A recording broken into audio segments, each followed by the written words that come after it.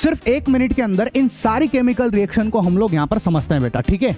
Combination reaction का मतलब होता है जब भी दो या दो से ज्यादा रिएक्टेंट आपस में मिलकर एक प्रोडक्ट बना ले, उसको कॉम्बिनेशन रिएक्शन कहते हैं। एग्जांपल के लिए जैसे कार्बन और ऑक्सीजन, दो रिएक्टेंट है आपस में मिलकर CO2 बना लिया, तो ये भैया कंबाइन हो गए, इसलिए इसको कॉम्बिनेशन रिएक्शन कहते हैं। फिर है डिकम्पोजिशन रिएक्शन। इसका मतलब ये होता है कि इसमें एक सिंगल रिएक्टेंट जो है वो टूट कर भैया एक से ज्यादा प्रोडक्ट बना लेते हैं, उसको बोलते हैं डिकम्पोजिशन रिएक्शन, ठीक है। ये 3 टाइप की होती है, सबसे पहले थर्मल डिसोसिएशन है ना, फिर इलेक्ट्रोलाइसिस, उसके बाद में आता है ऑप्टिकल डिसोसिएशन, फिर आती है डिस्प्लेसमेंट रिएक्शन। इसके अंदर क्या होता है कि जो मोर रिएक्टिव एलिमेंट है वो लेस रिएक्टिव एलिमेंट को डिस्प्लेस कर देता है, ठीक है। एग्जांपल के लिए जैसे Fe मोर रिएक्टिव है, तो वो क्या करेगा, CuSO4 में से Cu को डिस्प्लेस कर देगा और खुद SO4 के साथ में जाके बैठ जाएगा भैया यहाँ पर, तो ठीक है, Cu अलग हो गया। फिर आती है डबल डिस्प्लेसमेंट रिएक्शन। इसके अंदर क्या होता है कि जो रिएक्टेंट है उनके बीच में आयनों का एक्सचेंज होता है यहाँ पर, है ना। एग्जांपल के लिए NaCl प्लस AgNO3, तो देखो आप Na जो है NO3 के साथ में बैठ गया है और Ag जो है वो Cl के साथ में बैठ गया है, तो आयंस का एक्सचेंज होता है यहाँ पर। ऑक्सीडेशन रिएक्शन के अंदर भैया ऑक्सीजन जुड़ती है और हाइड्रोजन बाहर निकलती है, इसको ऑक्सीडेशन रिएक्शन बोलते हैं। एग्जांपल के लिए देखो आप कार्बन में ऑक्सीजन जुड़ गई है तो ये बन गया CO2, तो यहाँ पर कार्बन का ऑक्सीडेशन हो चुका है ना।